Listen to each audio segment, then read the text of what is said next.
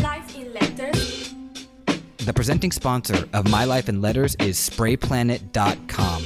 This is where you go to get everything MTN colors, be it 94, hardcore, whatever it is, go check them out. They're also the distributor of Crink products, Posca markers, and Grog inks. So go check out sprayplanet.com right now, order something, and go make your mark. But without further ado, let's get into this next episode. My Life in Letters. We're doing it again. I always say My Life in Letters, we are back. I'm trying to change that up. But what is not going to change up is that I'm about to say that we are blessed, we are excited, honored to have on the phone right now, Rath from 3A UPS COD. Dude, it's great to have you on the phone, and I really appreciate you taking the time this Tuesday morning. Yeah, man, it's good to connect with you. Yeah, definitely. You know, I was saying before the interview that, you know, we got to meet while we were painting this wall that Mears was setting up. And, you know, you were on my radar a little bit. And then I got to watch you paint a little bit. And I was like, oh, man, I was just thinking we got to get this guy on. I actually hadn't seen you on Instagram. I had just seen some of your work around. So then I found your page. And the more I look at your work, man, the more I was just impressed and just wanted to kind of like dig into what it is that, you know, gets you motivated to make letters like you do. And so here's our chance. So again, thank you for taking the time. Absolutely. And thanks, thanks for the kind words. Definitely. And I mean it. And you know, you understand kind of the format of how we do it here. Like we try to talk about the early days, because of that, all the value I think that happens, or all the value that is within those early moments, and they get glossed over because everybody wants to see what you're painting today, and we do too. But we think it's so important that we document the past. And so, you know, this question that I begin with about what kind of experience you may have had early in your life with lettering. I'm wondering what your story is, or what experience you may have, a memory pre-graffiti that got you into letters of any kind. Well, you know, I learned some things in college, which, you know, sort of relate back to the early days and sort of put things into perspective. And so I went to a lot of museums in college and tried to like figure out abstract painting, and I really could never get my hands around it. And I looked at some Picassos, and I couldn't enjoy it. I couldn't figure it out until I was able to go back and see the work that he had created as a much younger person that was much more traditional and realistic. And once I understood that he had a foundation in actually being able to draw something that I could look at and be like, all right, I could identify that as an X, Y, or Z situation. And then looking at that moving forward, I could see much greater meaning in the abstract work, you know, since I could see that there was a traditional base in what he was doing. Interesting. And so for me, like I sort of relate that to myself, not in skill, but in just in the value of trying to start from a really basic understanding of something and then moving forward. You know, and obviously as a young person, I tried to jump right in, and you know that didn't really work out. So you sort of had to like bring yourself back to you know, just sort of a brick and mortar, you know, bar, you know, straight letter situation, just to sort of get into what's happening. So you remember early on, like just trying to like go all out and get kind of wild with it and do the stuff maybe that you were seeing, but you realized you had to simplify. As a kid, you get excited, you know, you're drawn to, you know, a lot of flash and pizzazz. And, you know, so you want to try and get out there and be flashy and pizzazzy, you know, as soon as you can. And it's a lot harder, you know, than it looks. Yeah. Yeah, definitely. And even if you know, have some early successes and flash and pizzazz, it's pretty easy to get lost in it and lose the underlying structure of what you're trying to accomplish. Yeah, for sure. And for me, it was made more difficult really because I didn't have any other friends that were really doing graffiti. So I didn't have any sounding boards or people to, you know, talk about my ideas or, you know, to tell me if things were working or not. So it was just sort of me kind of blindly stabbing in the dark. Yeah. And you told me over and over again that you grew up in Virginia. Is that right? Yeah, well, I mean, I first became aware of graffiti when I was living in Richmond, in Virginia in the early 80s. And, you know, my parents were separated, so I was sort of going back and forth between the two of them. And what was that exposure? How did you see graph for the first time? Oddly enough, a rec from Baltimore just posted a couple pictures on Instagram of this guy Ever, who I guess was a Baltimore dude. I didn't realize it, but at the time, I guess he was in Virginia here and there. And so the first tags that I ever really saw were by this guy Ever in the early '80s in Richmond. And I had a few older friends that I guess knew a little bit more about it than I did, and showed me some bubble letters and some odd little odds and ends, and that just kind of piqued my interest. And I was already ignoring a lot of school, doing sort of war drawings, with tanks and planes and the kind of shit the boys do and superheroes, and that was really only exciting to a minimal crowd. Yeah. There was only so many people that really cared about the thing. The girls definitely did not give a crap about the tank drawing that you do during math class. Sure. And bubble letters, being able to do people's names, things like that were was a much easier way to start a conversation or have some socialization at school. And back to that Ever tag. So you saw one of those like on the street somewhere in Richmond? Yeah. There were a bunch of them right around the way where I was staying. I was in a hood approximate location. So do you remember thoughts you may have had or impressions that thing made? Like what did you think that tag was? It was one of those unsolvable mysteries, really, to me. Because as a kid at that time, I had never been to New York. I had really no exposure to much of any of what was currently going on at the time. Had I, I would have had a roadmap as to what was happening. Yeah. But to me, it was an exciting thing, to see that somebody had taken something that was in my mind relegated to like the basement for shop work. Yeah. And applied it to a surface outside. It was pretty fucking exciting. And this was around what year was this that you saw that? Was it 82? Was it 83? It was about 83. I would say, yeah. And so you just like immediately, or I mean, correct me if I'm wrong. What did you immediately think? Okay, I want to do this. I want to write stuff. I didn't know what this was. You know what I mean? It was still one of those things that were like I was excited about, and like. I took to doing a lot of drawing on paper, but really had in my mind no way to transfer it anywhere else. Yeah. Idea that you should. I wasn't even sure. I didn't know that it was a thing. I just saw a few Ever tags. As far as I knew, it was just one guy. Whatever. Who knows what the motivation was at that particular point? But it was the bubble letters that other friends showed me, like, I don't even know that I necessarily connected those two, like the tag and the bubble letters at first as well. They were sort of like two things that were like pretty interesting, but I wasn't quite sure why.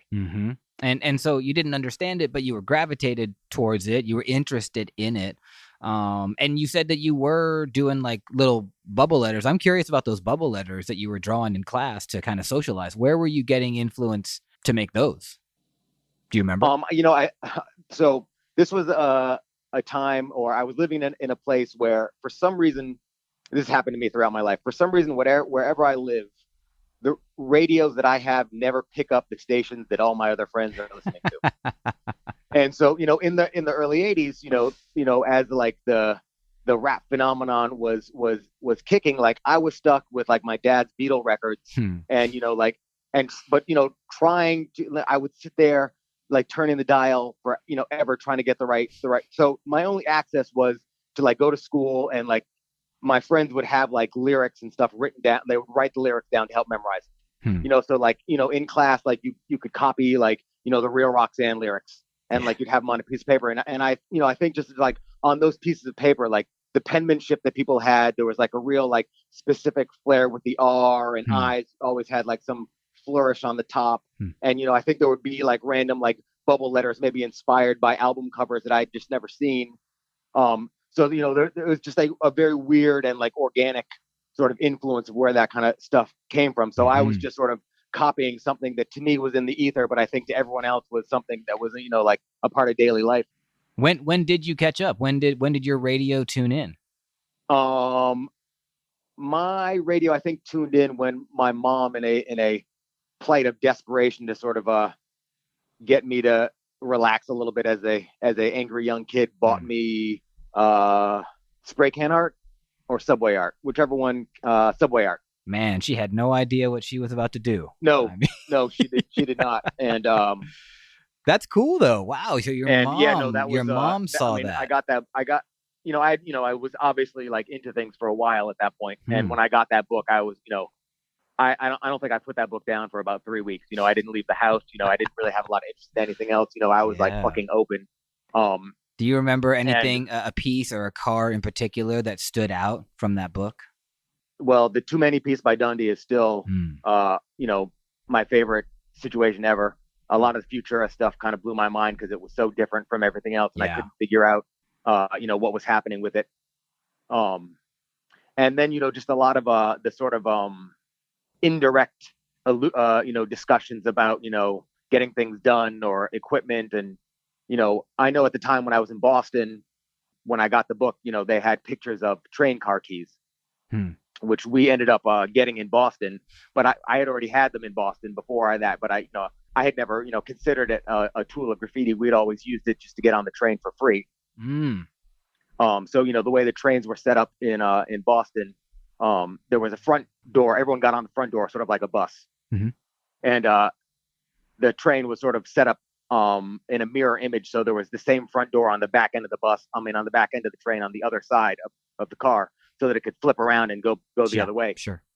So you could put someone on the front of the train, and they just drop their change to take a second, and then you like go to the back of the train, open the door, and like sneak like 14 people in. And as long as the front door was open, they couldn't tell that the back door was open. Oh, nice. That's a So, good but scheme. looking, yeah, I mean, it was the best way to get around Yeah. for free. It was our version of hopping turnstiles. I mean, Turnstiles. Yeah. And so turnstiles. I'm interested in that key, and I mean we're jumping around a little bit, but that's okay. That key, how'd you get access to that? Yeah, the craziest thing. It was literally I forget the model number, but it was a standard skeleton key that you could get at a hardware store. Oh wow. Really? And Okay. so like, but when I was first put onto it, I was put onto it by an older dude who made it like, super unnecessarily mysterious. I was like, yo, look what I got. Yeah. Well, and then like months later, talking to some other friend, he was like, oh yeah, you just get that at the hardware store, and I was like, oh, fucking douche. Okay, so that's really interesting to know, right? Because you're seeing that, you saw that key in Subway art. Also, did you get that around the same time, 83 era? No, I mean, I don't think that was released until Oh, was that 84? 86. I think it was 86, although I might be wrong. Oh wait, actually, you're right, because Style Wars came out in 84, and then I think that's right, Subway art came out in 86. Okay, so let's go back to 83, because you are seeing these Ever tags up in Richmond, and then you are inclined to do this yourself. So when you say that you started writing in 83, what did it look like? What'd you do? A lot of bad bubble letters. Mm.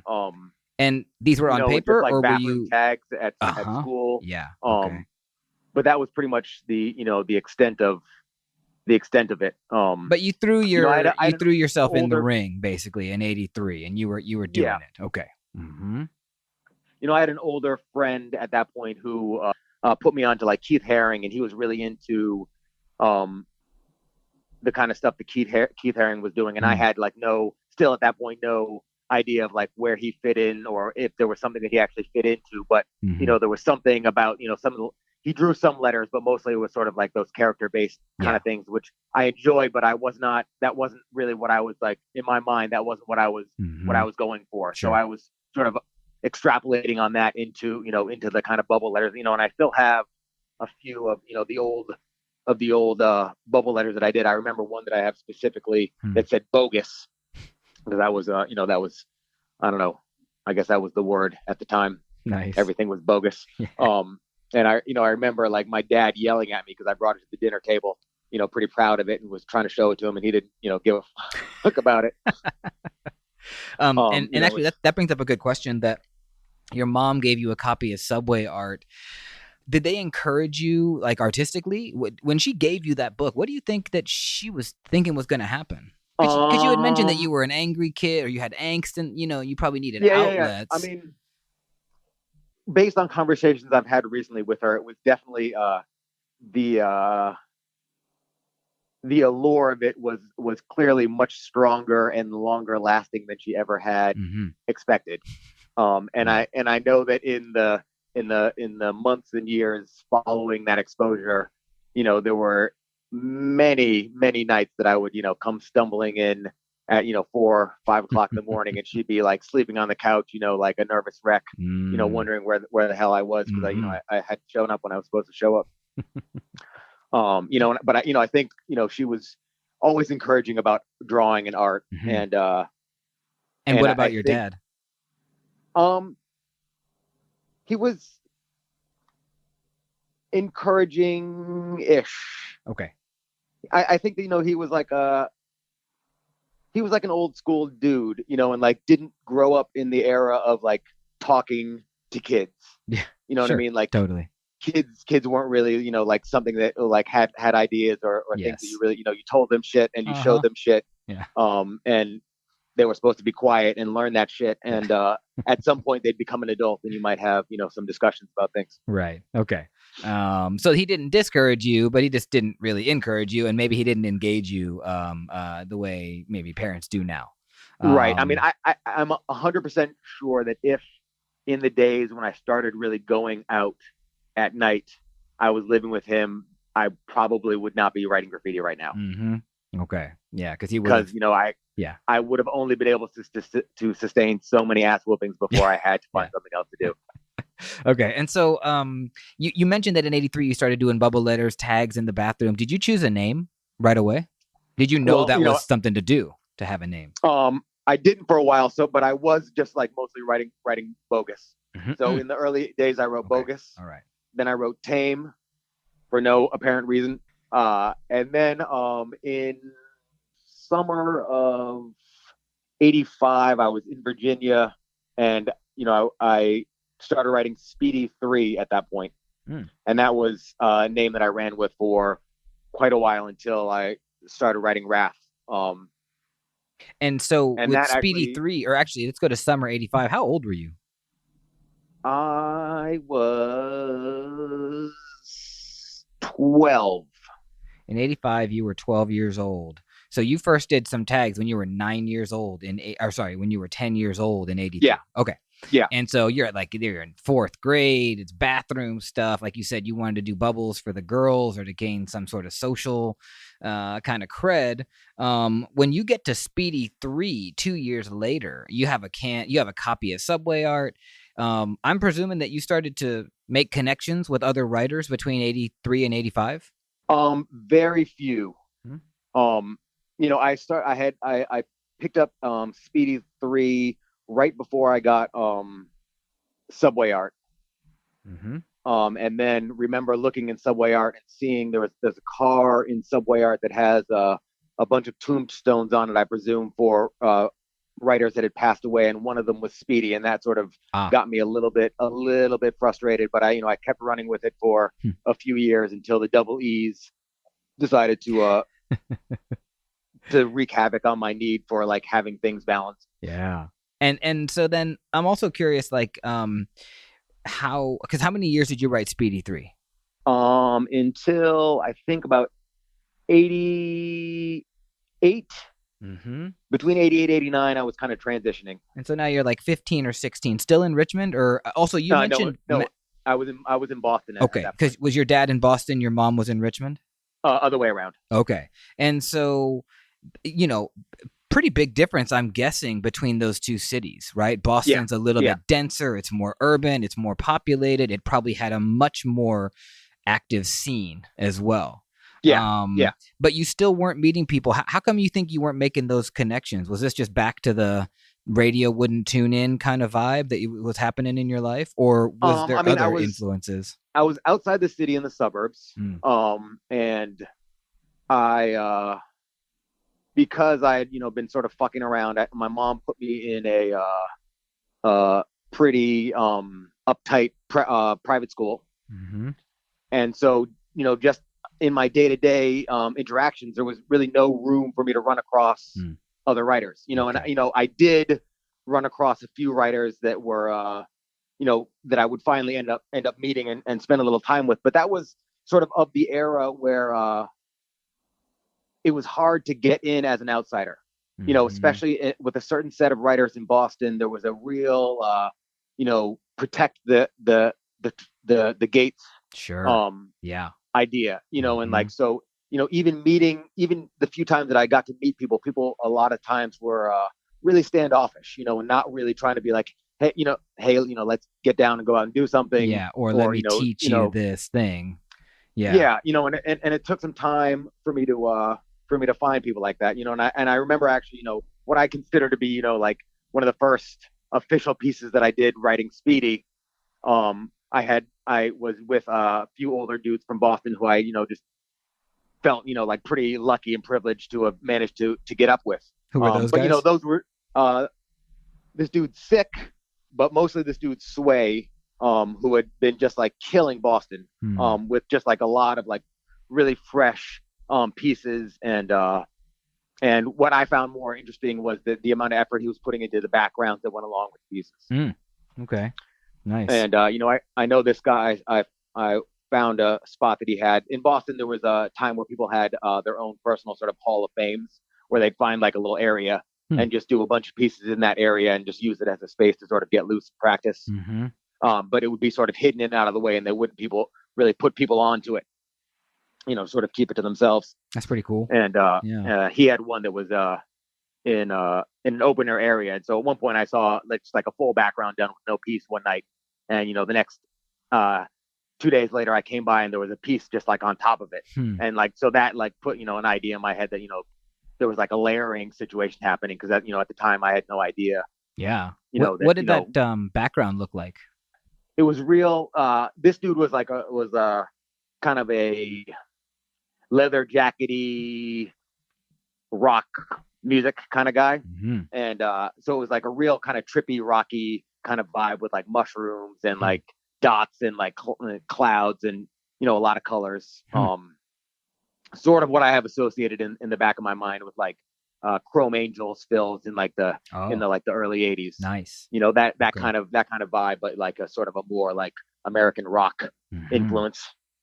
Nice. Than And like, so, like a anime kind of thing. Sure. How did you meet Sick and Sway? How did you get that intro? I met Sick because one night I was at home.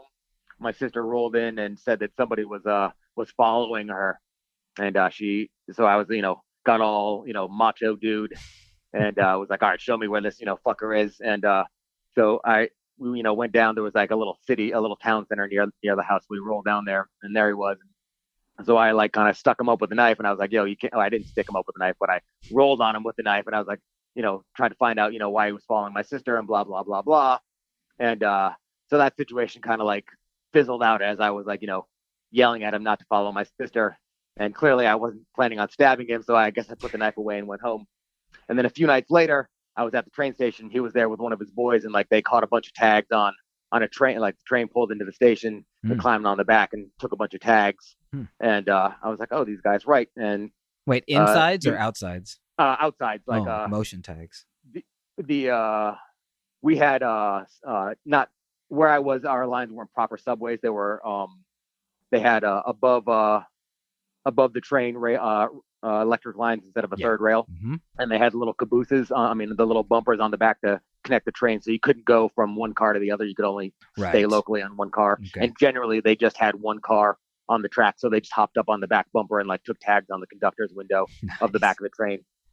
So this wasn't the T. This was like a light rail system. No, this was the T. Oh, it was the T. But the T has several lines, and this was the green line. Okay. Of the T, which doesn't and that was stays above ground. A more pedestrian line. So you see these guys catching tags. You recognize, was it Sick or was it Sway? Yeah. Okay, so it was Sick. It was Sick and this other guy, and so whatever, like as with most things, beefs turn into friendships. So we whatever over like the next few weeks kind of got up together, and he I guess was going to go out with Sway at one point, and invited me, and I was like, not going to say no, because I've been admiring this dude's work for a while. Yeah. And we were going to try and do this tunnel on the tracks, but when we got there, it was a little bit dark, and no one really wanted to fuck with the dark. It was dark, and so we bailed on that, and we ended up finding this handball court, but there wasn't enough space, so everyone just decided to let me paint. So I was like, I'm going to show these dudes, so there I am outlining my piece with a stock cap, getting varied results, and Sway came over with a fat cap and just came and did a nice thick line around the S and was like, do it like that. Nice. And I was like, oh, that makes a lot more sense. Do you remember the paint that you were carrying that night when you went to that handball court? Like, what were you painting with? It was pretty much all Krylon.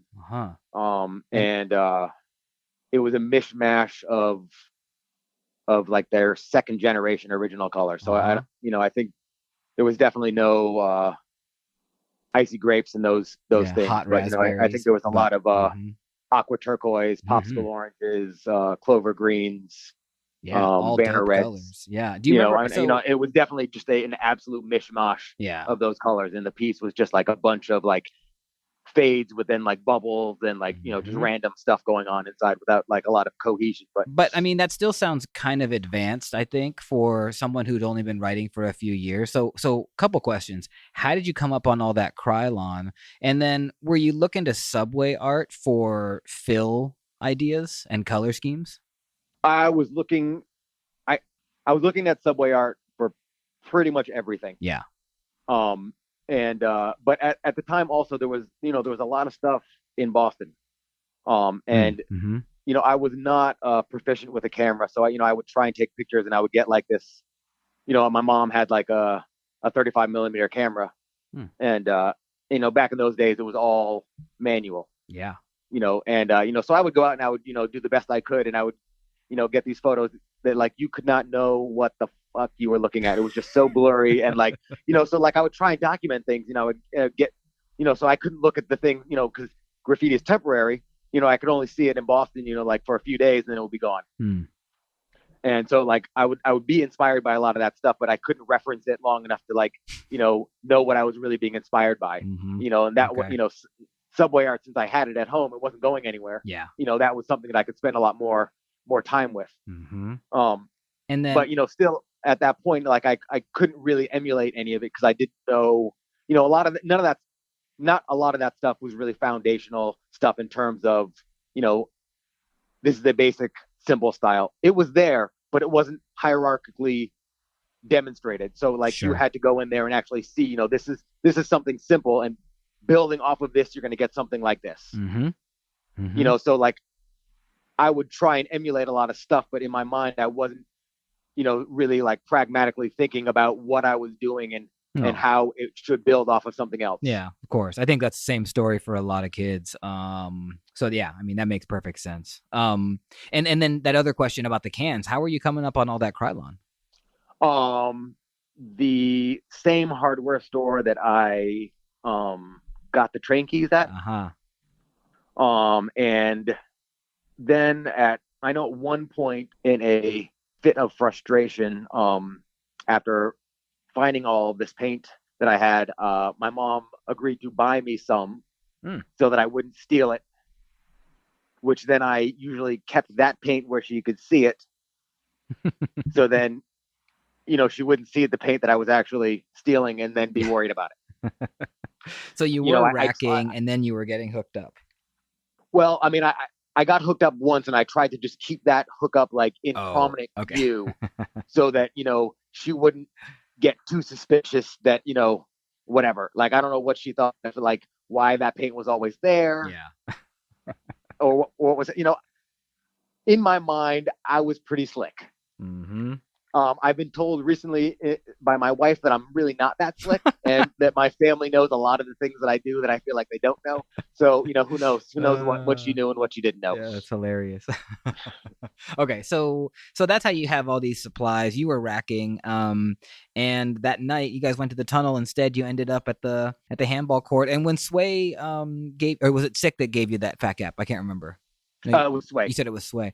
That must have been, illuminating, kind of like opening up your mind a little bit more to see the possibilities. I've had guys talk about that. They're like, when I could see how it could flare, it just changed a lot of my thinking. I know I had the same experience. Well, first, I'm curious how that piece turned out, that handball court piece. Were you happy with it? Oh yeah. I mean, Mm-hmm. and to a large extent, I am just through nostalgia. I mean, looking at it, it's clearly a terrible piece, Yeah, but sure. I mean, at the time, it was really the first time that I'd ever been out with other writers. Because really, Mm-hmm. what I did was, in school, if I had a friend, I would be like, hey, I kind of do this graffiti thing, and if any of them piqued any interest, I'd be like, hey, let's kick it this weekend, and Mm-hmm. then I would be like, listen, this is what you write, this is how you write it, this is what I write, this is how I write it. Now we're going to go out and we're going to do graffiti. And so I would just drag people along with me who weren't really invested in it, but they were Yeah. down to like, like this is weird, like let's go do it. Yeah. But it wasn't like a lot of them were like, the next week being like, yo, let's go, like do this thing Mm-hmm. again. Yeah. Yeah. But then you find Sick and Sway, and these guys were doing it. Yeah, I And mean, they were definitely substantial, or they were definitely older than me, yeah. and so the amount that they really wanted to spend with an idiot was limited. So like I really only had so much time to hang out, and Sick at the time was like had just tons of black books by people around, but like was kind of not always that show, like would give you a little taste and then be like, all right, that's it. Yeah. Okay. But did they give you approval that night on the handball court? Or do you remember them critiquing Yeah, or yeah. I mean, it was definitely of a like like you're learning kid kind of thing. Mm-hmm. But it was definitely a positive experience. I didn't leave like a broken dude, like being like, oh, these guys think I suck, I'm never doing this again. Nice. And then did Sway or Sick become a mentor, like an official mentor? Um, no, I mean I became sort of closer friends with Sick, and we hung out a bit and did things. But um, to me, it always felt like he was like looking for something above where he was, as opposed to like trying to like shape where I was. Yeah. So Okay. I was still sort of like on my own, and I know that there would be like big gaps between us getting up where I would like make advancements, and he'd be like, oh, you can do that now, or whatever, Mm-hmm. Mm-hmm. whatever.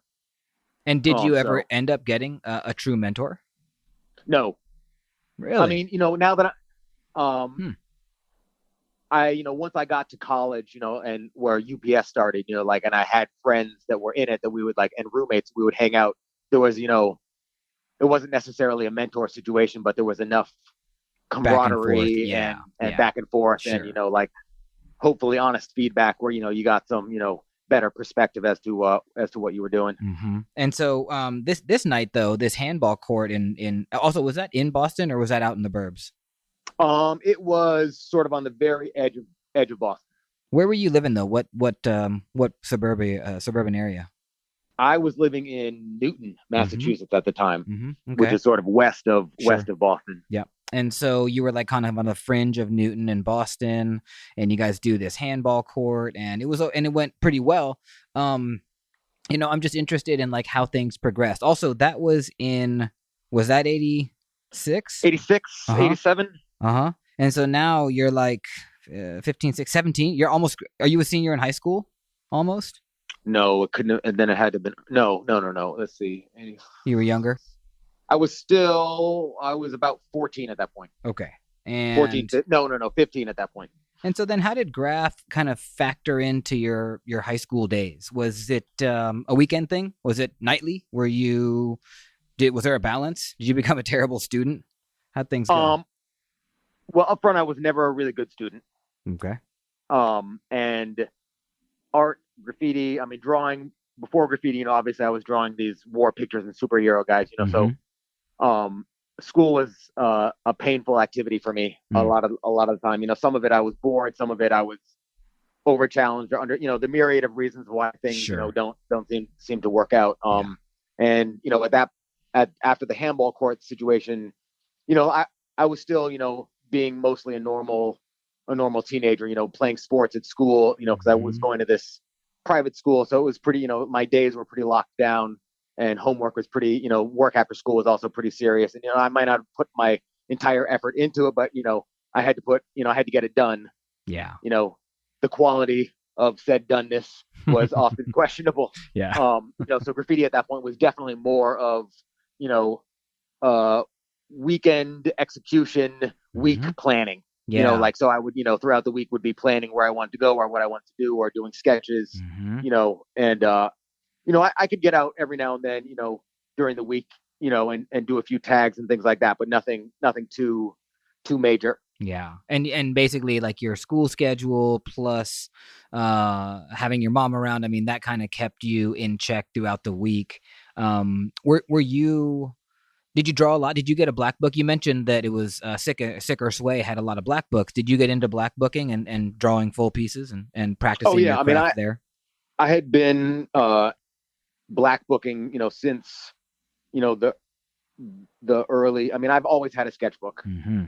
To this Um, you day, know, still draw? yeah, oh yeah. Mm-hmm. Oh yeah. I mean, I have at this point, I right now I have, I think, 3 or 4 of them Mm-hmm. going on. Some of them, just traditional drawing landscapes and people and things like that, and then graffiti and letters, and then other silly mixtures of the two and collages and things. So I like to make images. Nice. Any more war drawings? Not as many war drawings. I feel like at this point as an adult, war is a little bit too much of a reality to me wanting to spend a lot of time you doing get the enough drawings. war if you just turn on the news, So, okay. And I have a small Xbox addiction, which Oh, takes boy. care of that situation Yeah, as well. for real. Okay. So you're like 14, 15. And like you said, it was like a weekend thing, but it's interesting that you were like practicing your craft in books, you were planning. So it does sound like graph was it was part of your daily thought, whether it was preparing, sketching, getting your cans, finding your spots on the weekends, go into your spots. Did that kind of ride all through high school? Same way? It did to an extent, and then let's see. In I think my last 2.5 years of high school were graffiti was I did less graffiti than I in retrospect I wish I did, and did more sort of going to concerts Mm-hmm. and going around and trying to not make too much of a mess of things, which I did not succeed in really doing. And by make a mess of things, what does that mean?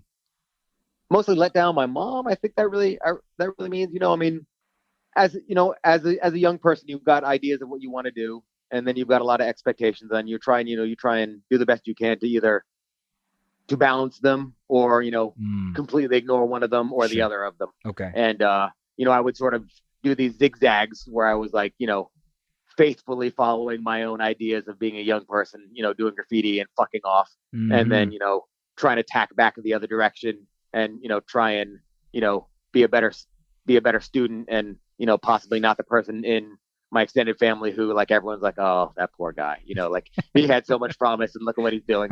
Oh, no. All right. And so, the other thing I keep wondering, I mean, I know you're at a private school, but was there not a graph scene developing within those kids at your school? No. I mean, there were a few kids that that I would try and put onto things, and they would enjoy things, and like they would listen to, like, hip hop and things like that. But there was, I feel like, in this private school, I ended up reuniting years later at different schools with one guy who years later had gotten into graffiti. And I think, at the same time where it was sort of budding in me, it was sort of, the same thing was happening to him, but not at the same pace. Okay. Yeah. So at the time, like, it wasn't something that, it wasn't something that we had in common to really talk about, and the private schools of Boston are just a fucking nightmare of a situation of the wealth disparity of the school that I went to. My mom would pick me up in this, like, rusted out Datsun, and, like, there would be kids that were being picked up in limos to, like, go to the Cayman Islands for the weekend. And I went to school with the son of the Cars, who at one point was a big rock band. Probably nobody at this point has heard of them, but it was a big Boston rock band. There were a lot of people that that I ended up going to school with that I had, like, no monetary connection with, or balance with at all. Do you think that disparity made you do more graph, made you rebel more against that sort of system, or were you doing your best to also kind of fit in and not make waves? No, there was there was no way that I was fitting. I was like wearing, like, you had to wear a coat and tie, and I was wearing TJ Maxx coat and ties. Mm-hmm. And these, the rest of my classmates were like rocking like pretty fancy Brook Brothers, and Yeah. like the shit that I was just like not affording. Yeah. So the school itself, the administration, they were pretty good. They made, Okay. once you paid the money, everything was all good. Okay. Mm-hmm. Students, on the other hand, were a bunch of fucktards, and like, Yeah. it was young kids, it's just, Sure. but you add money into that equation, Yeah, and it and all becomes a that lot more privilege. brutal. Yeah, Like totally. it's like, Totally. I mean, pretty unfriendly situation at times. yeah, I've had friends that went to Deerfield and some of these other schools out there, and it's just like the amount of privilege and the amount of entitlement. It's just like it's saturated, and it turns me the fuck off. I can only imagine how you were feeling when you were there. Also, like, I don't know what the ethnic diversity was at your school. I'm guessing it wasn't very diverse, and you're a black kid, right? Yep. And that must have had another layer of, I don't know, complications or whatever. Do you remember that being a daily experience? All right. So I from before that school, I was in Virginia, and in Virginia, I'm a mixed dude. So depending on where you are, it's a different thing for who you're looking at. So at the school that I was in Virginia, it was 8,500 students on Damn. in a one floor room. Wow. Each my classroom had 100 students in it, 25 groups of 25, all facing different directions, learning different subjects. Whoa, that's interesting. So it was an open air atmosphere. And I was, at that point in that school, considered a white guy because I was pretty light skinned, and I was in the company of 6 other actual white students and then 1 Asian girl, and everyone else was black. And that was there wasn't a lot of racial tension, but it was, in the South, race is pretty prominent and it's spoken about up front. Sure. In the North, it's, like much more hidden, and like you can know somebody for years before you figure out what's actually happening with them. Right. So, but the school in Virginia was like, it was a battleground. Like I remember like weeks of like running from my life, hiding from this dude Willie, who was 17 years old, who just kept failing, and was like there and like was ridiculous. It was like, it was a pretty scary situation. That was the first gun I ever actually saw in real life was in science class. Oh wow. Because the guy sitting next to me was like, hey, look at this, and like in his desk he pulled out his father's shiny 45, pointed right at me. I seen sawed-off shotgun. So that was the school I was in. And then I came to this other school that was, there was none of like, it was, yes, sir, no, sir. It was like just an absolute polar opposite of what my previous experience had been. And all of a sudden, lot of it was just like keeping my head down, trying to just like get the lay of the fucking land. Yeah. And now you're a black kid at this almost all white school. Yeah. Yeah. That must have been a trip, man. I was going to try to see if I can tie that together to the graph, but maybe I can't. But, what I am interested in is how things progressed for you within this graph life that you're creating. Because you're Speedy 3, you're at this private school, you're living in Newton, and you had mentioned that you started writing Rath. Now, did Rath come before college or? Yeah. Okay, so in while you were still in high school, that happened. And what was the transition from Speedy 3 to Rath? So amongst all of this, I was a Lego kid, and I really liked working with symmetry, and it was just sort of like, it's visually pleasing to the eye. Sure. For at a certain point, I don't enjoy it as much anymore. But the way the whole situation was set up, having 2 E's set in the middle, just like really threw off my sense of balance, because I didn't necessarily like the same 2, but then having 2 different E's, whatever. It just, there was something about it that like the visual rhythm of the situation just was driving me nuts. It was a little bit long. I tried at one point to sort of shorten it to speed. I took one of the E's out and I put an umlaut over the E to try and like, nice. but no one gives a fuck about an umlaut. So like I meet people and they'd be like, "Oh, you're sped," and Yeah. so like I couldn't really run with that. Yeah. I tried. I was I just ignore it. That didn't work out very well. So in a fit of frustration and childhood rage and angst, I think I came up with Rath. Mm. Mm-hmm. To sort of further express my frustration at the world and because I think that to sort of help you tie back these things, all the like school being one, school in Virginia being one thing, school in Boston being another thing, like the world was not providing a place for me to like be. Mm-hmm. I was like being told by different groups of people who I was, and then being placed somewhere where like a different group of people was telling me a different thing. Yeah. And so graffiti to me, sort of like skateboarding and BMXing, is a way for you to sort of just define yourself. Yeah, absolutely. And it gives you like freedom and autonomy, and like you can create an identity with it. I mean, there's so many building blocks, I think, that come along, like personal building blocks that come along with creating a graffiti kind of persona. Right. And so Rath, it's a pretty intense name. Did you ever spell it with a W? No. Mm-hmm. And did you spend the time looking around to see if in any way if there was another Rath anywhere? I mean, did you go back to Subway Art and look through every page and make sure there's no Rath? Were you asking Sick and Sway about it? It's interesting. I definitely looked through the books that I had, and I didn't see any, which to me seemed surprising because it seemed like a pretty good name. Yeah. But the amount of research one could do at that point, being like a suburban dude in Boston, outside of Boston, was so limited. I sometimes I think about how I was even able to do papers. Like the idea of going to the library and like going through the card catalog of things just like I did it, but it blows my mind. Yeah. At this point, we've come so far, and Totally. now like a quick internet search will we'll solve all those mysteries. And still to this day, I'm surprised that there aren't more. Yeah. Also, what year was that you transitioned into Rath? That was, I would say, 89, 90. Mm-hmm. And what year did you graduate high school? 92, 93. Okay. And so in 89, 90, you like take on this new name. Do you remember there being a shift in the style and the look and feel of your graph when you changed names? Yeah. Mm-hmm. Well, I mean, at that point I'd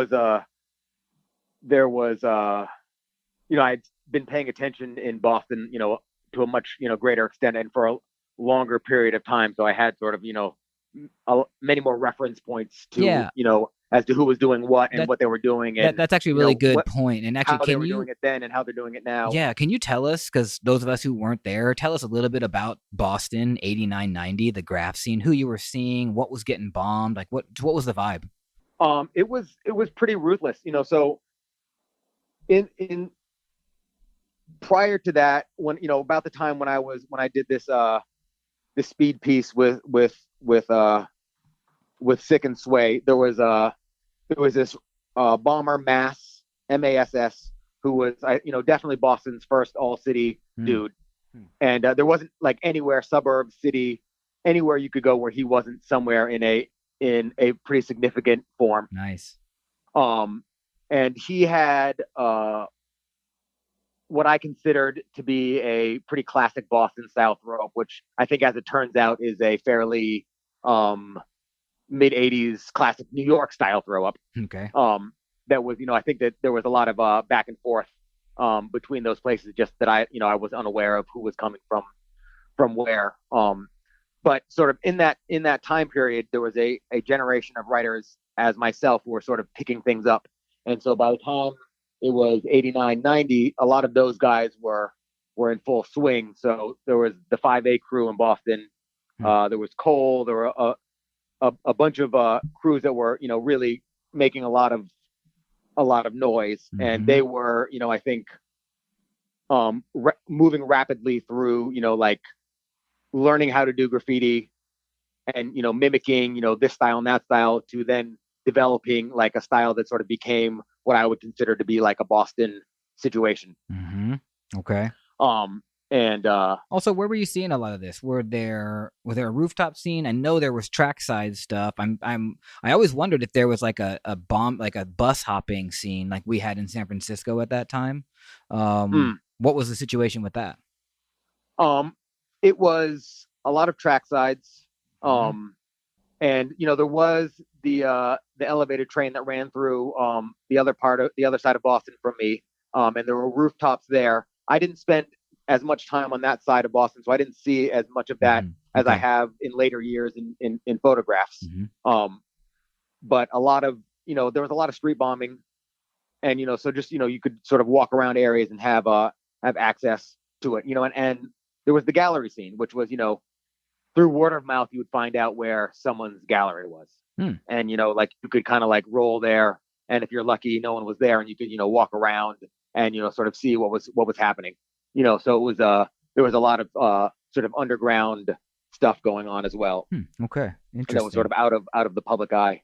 And then I'm also interested if you were getting wind of scenes from other cities via magazines, or if now you're able to travel a little bit, see New York. Had you had any influence outside of Boston yet? No, I mean, no, I pretty Hmm. much still stayed, locally in Boston until I went to college and then moved, an hour south to, Rhode Island. Mm.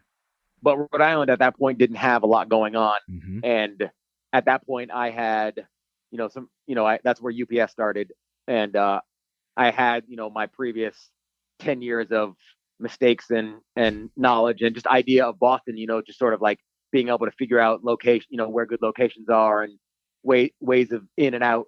I had a lot of experience with that, and Rhode Island was like pretty empty, Hmm. so it was sort of just like a gold mine of space. Yeah. And And sorry, so you went to Rhode Island for school? yeah, yep, Did you go to RISD? yeah. Nice. So then, I mean, I don't want to gloss over your last couple of years of high school, but I'm super interested to hear about going to RISD and starting UPS crew. Um, do you mind if we jump up there? No, no, no, no. Okay. So you graduate high school, you're Rath, still, sounds like you had kind of a limited network of writers in Yeah, Boston.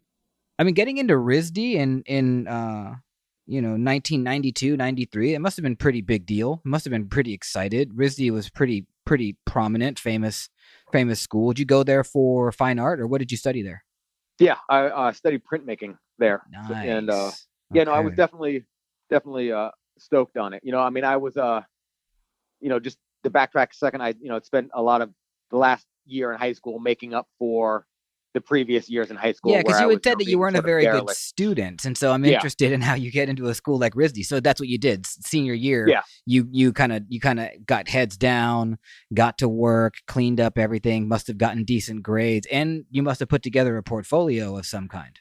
yeah, yep. I did. Hmm. I got in through the skin of my teeth. Hmm. I'm fairly sure affirmative action played a large Sure, sure. a large part in that. And Yeah. I got there with like pretty like headstrong plans of what I was going to do, and then within a Hmm. week I was like, had met a few other writers and was like off to the races. Well, what were your plans when you first went before you met the writers?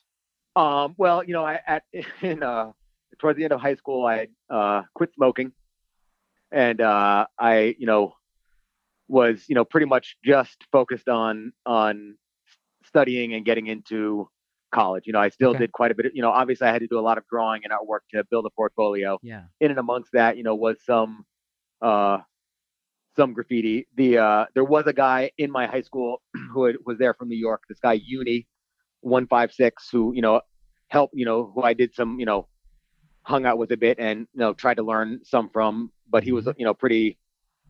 I think had left New York and sort of left New York behind him, so was less into sort of Hmm.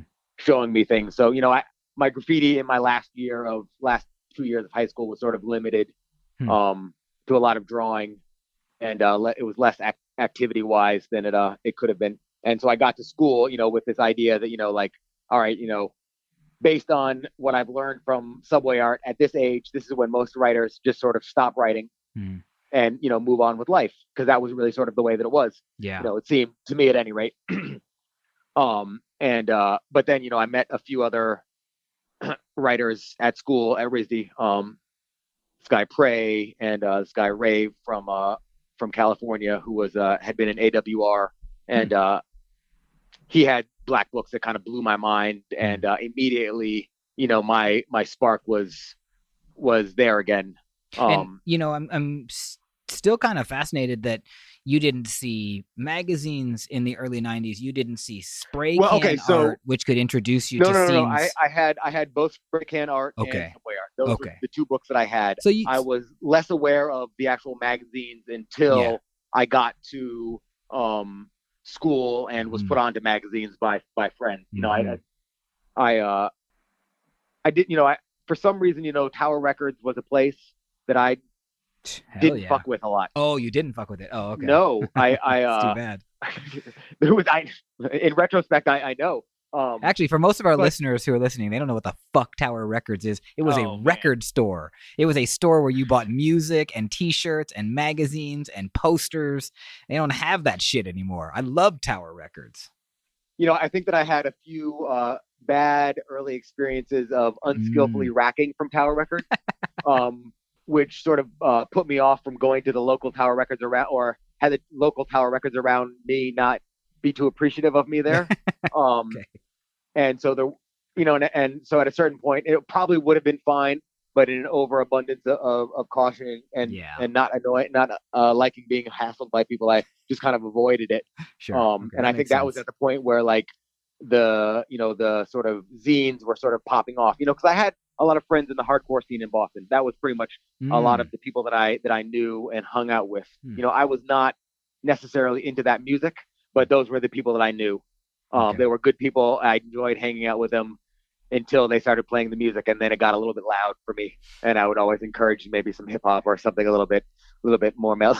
So were you kind of a hip hop head throughout those early 90s days? I was, and then I was also a Grateful Dead Fish listener. Oh wow. And that was, took up a lot of my high school experience as well, which was sort of a double-edged graffiti, traveling to see concerts. So those were the shows you were talking about. You were seeing Fish. Interesting. Yeah. So you were smoking weed, because you had said before you quit smoking. You must have been smoking weed. Were you expanding your brain with hallucinogenics as well? A lot. Good for you. And like I actually knew Fish. I knew the people that worked with them, nice. In my junior year of high school, they offered me a job. Oh wow. And doing what? And I running their merchandise counters at their shows. Dude, that's a coveted position. Millions of fans wanted to do that. Yeah, and the guy who ended up taking the job, like shortly after that, like was like caking off quite handsomely. But I presented the whole offer to my mom, and she was like, she is a teacher. My entire family are teachers, so academics. This is certainly why, like, I've sort of always had to do this tacking back and forth. Is that my entire family are a family of academics. So any grade I get in any class, they can whip out a report card and be like, well, Nana Baba got blah, and hey, I don't know what Wow. So, I presented this opportunity to my mom, and she was like, absolutely not. That was the first time that she'd ever like sincerely put her foot down about something. Interesting. And so I was like, oh fuck. Yeah. So I cranked out and got into college, which was I'm not sure that it worked out in her favor. You know what I mean? I kind of feel like if I'd done the Fish thing, it probably would have put a good sized dent in my graffiti, and like would have given me a fairly stable job for at least 10 years after that, and then probably enough connections to do something else. Yeah, who knows? I mean, there's no going back, but that's really interesting that you had that connection. But also this incredible opportunity, I think, to go to RISD, study printmaking under true masters that probably are still teaching there. And you also mentioned that you meet guys like Prey and Rave. Now that seems really, really interesting, right? Because beyond having subway art, having spray can art, you now meet people from the West Coast and from New York, like you mentioned, Uni 156. Like knowing these guys must have really broadened your perspective on everything. Seeing black books from guys connected to AWR in the 90s, I can just imagine, because I've seen those books too, how much that must have blown you away, because it's just a completely different style, like totally different. And so you had this plan at RISD, but you abandoned that, and you meet these guys, and you said you started UPS Crew. Can you talk a little bit about UPS? Yeah. So, it's the, I guess the fall of 93. And, right by where I was living in Rhode Island, there was an abandoned train tunnel. It was sort of a famous icon of Rhode Island graffiti, which has now been cleaned up in a parking lot. But, it was this old train tunnel with a few exterior walls. And you could just go there and paint and kind of hang out and do whatever without being bothered by anything. It was sort of like an ignore zone. What'd you guys call that tunnel? The RISD tunnel. The RISD tunnel. Okay.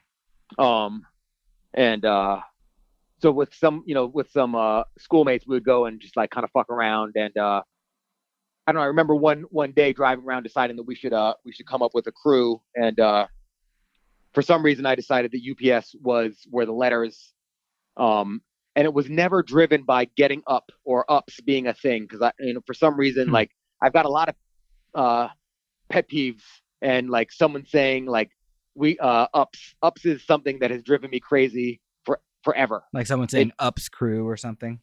Or I know ups crew is fine, but like like getting ups or getting mad ups or that sentence and like that use of the phrase ups as an active verb, just like kind of like being up, that's fine. I'm fine with that.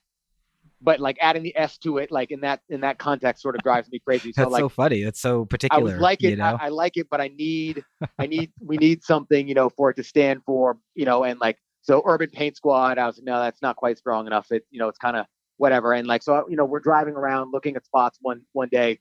And I remember like sitting in the passenger seat and like having like, it was fall and the sun was like shining through these lights. And it was like sort of this like odd, epiphany moment, and I decided that like it was going to stand for under police surveillance.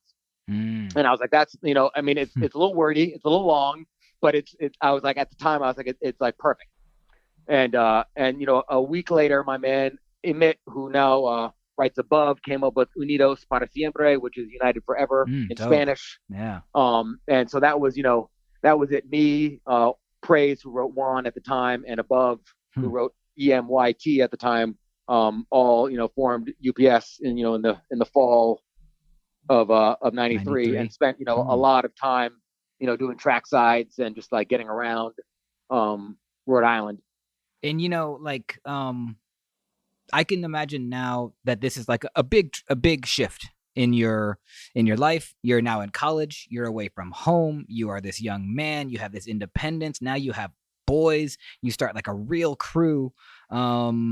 And with some dudes, it sounds like they have some serious pedigree, New York, LA, probably other places. And I'll tell you, man, like I'm excited to learn more about what happens, but I think this is where we pause for this part one. And, if you're going to bless us and you'll come back on the show in a few months, we can do a part two. Oh, for sure. Dope. Absolutely. Dope. Because then I just have a feeling, man, like not only are you going to learn more about yourself, but then you learn a new craft of printmaking. You're learning this, you're refining your craft as a graph writer, and it all must have kind of congealed and kind of molded together. So, this has been great. It's been really, really interesting to learn more. And I can't wait to get you back on. We'll do that soon, I hope. Yeah, man, absolutely. I appreciate it. Fresh. And, for people that are just listening and are just learning about you, tell us where we can find your work online, where we can see what you're doing. Across all social media, I am at Heavy Locks. Heavy Locks. Any underscores? Any weird thing in there? Nope. Is it HEAVYLOCKS? LOX. HEAVYLOX. So that's on Instagram. You're on what other platforms? You're on Facebook with that? Facebook. And that's I think all the relevant ones at this point. I had a Tumblr, but I'm not even sure Tumblr is a thing anymore, so I wouldn't bother with it. I think Tumblr is a thing for grad students. That's at least the only time I use it was in grad school. And then what about, you're not on Snapchat? What? No neither. Snapchat. But I think maybe we're old. My man Apex was like, how are you not on Snapchat? And I'm like, I don't know, man. It just seems kind of weird. And then do you have a site? Is there like a dedicated website for you, or do you just stick to social media to show your work?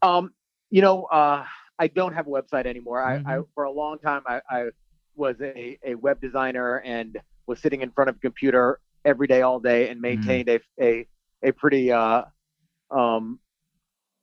daily updated blog and website. And since stopping doing web design, I have tried to disconnect from the computer as much as possible. Yeah, and I mean, you may be like a lot of us, knowing that websites are kind of dying, and social media platforms like Instagram are just taking it over, So yeah.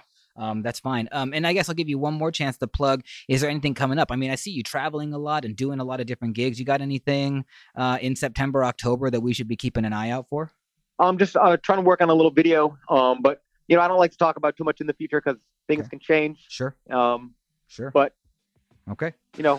I mostly just try and keep doing what I'm doing. Yeah, man. And, keep doing it. We're watching, and for those of you not following Heavy Locks, go follow that guy. Keep tabs on him, and like he said, he'll come back in a little bit and do a part 2. Listen, man. Again, really blessed and really enjoyed this conversation. Thank you. Absolutely. Thank you for the time. I appreciate the listen. Definitely. My Life in Letters is looking to grow and expand our team. If you think you're right to collaborate and partner with us, please drop us a line at either mylifeinletterspodcast@gmail.com or send us a direct message at our Instagram page at My Life in Letters Podcast. My Life in Letters is recorded live in Bushwick, Brooklyn, USA. Our sponsor is sprayplanet.com. Our producer is Christopher Piccioni. Our videographer is Jordan Miller for Way Up Creative. Our intern is Jessica McGarr. Our theme music is by Fonte, and my name is Adam Fujita. Thanks for listening. Have a great day. Peace. Letters. The language of letters.